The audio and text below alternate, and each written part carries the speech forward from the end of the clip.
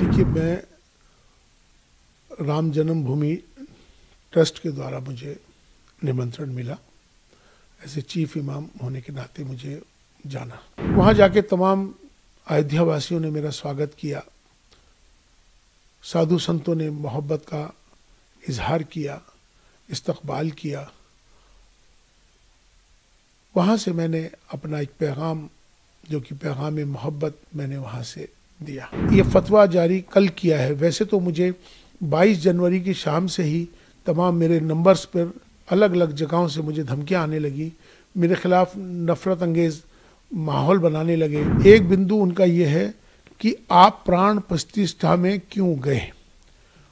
आप चीफ इमाम हैं, आपको जाने का अधिकार ही नहीं है।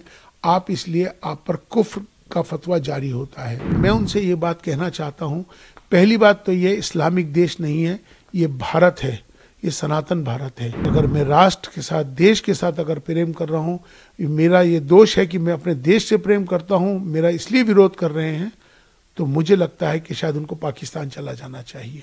देखिए, मैं राम जन्मभूमि ट्रस्ट के द्वारा मुझे निमंत्रण मिला। ऐसे चीफ इमाम होने के नाते मुझे जाना के लिए मैं 2 दिन तक इस पर बहुत विचार करता रहा कि मुझे क्या करना चाहिए, क्योंकि मेरे लिए मेरी ज़िंदगी का ये सबसे बड़ा फैसला था।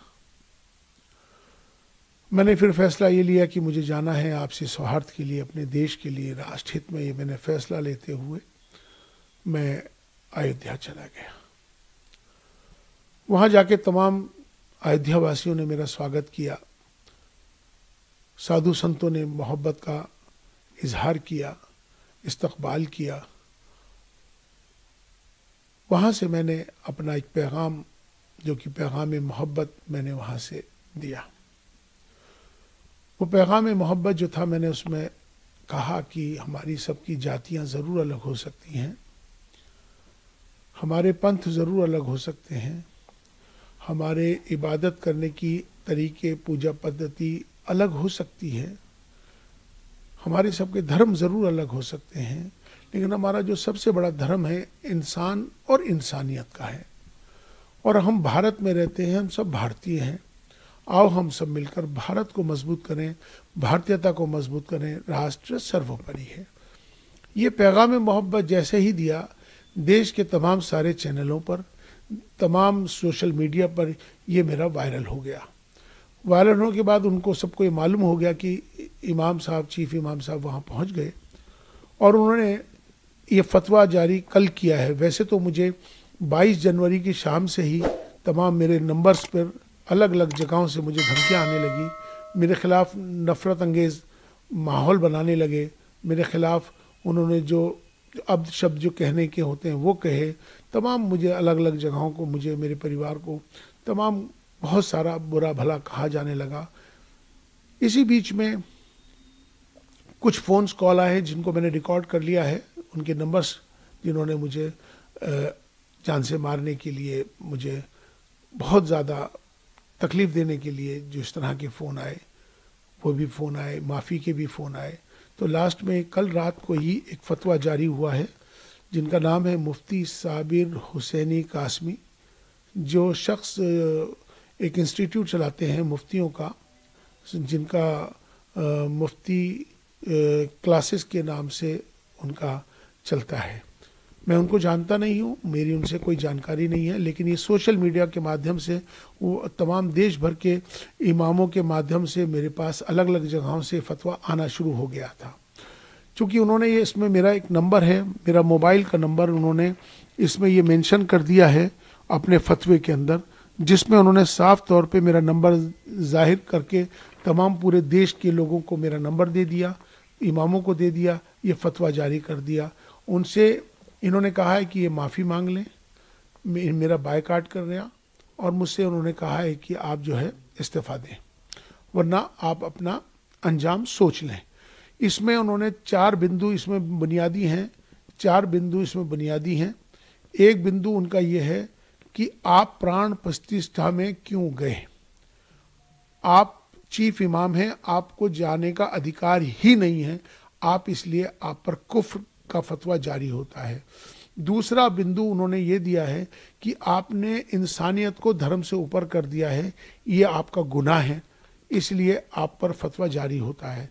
तीसरा गुनाह यह है कि आपने धर्म से ऊपर उठकर आपने कहा है कि राष्ट्र सर्वोपरि है, देश को आपने ऊपर बना दिया है, इसलिए आप भी इस फतवे के लिहाज से आप खारिज हो गए।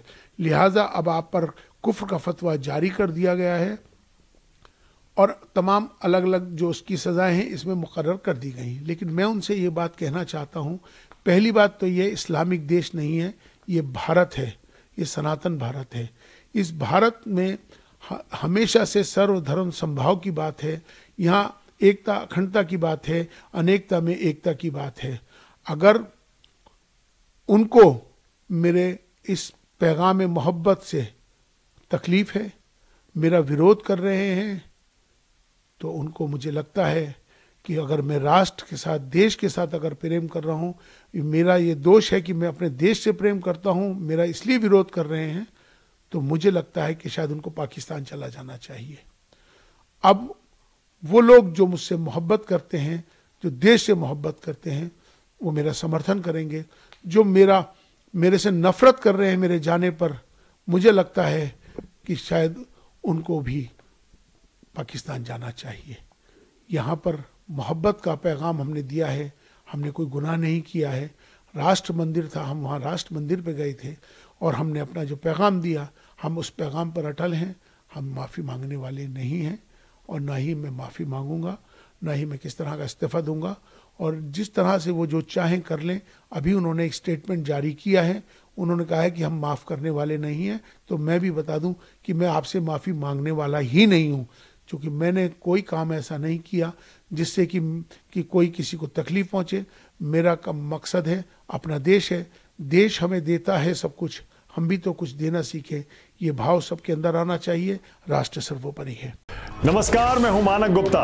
अगर आपको हमारा ये वीडियो पसंद आया हो तो इसे लाइक और शेयर जरूर करें, और हाँ, हमें सब्सक्राइब और फॉलो करना ना भूलें, ताकि आप देश और दुनिया की कोई खबर मिस ना करें।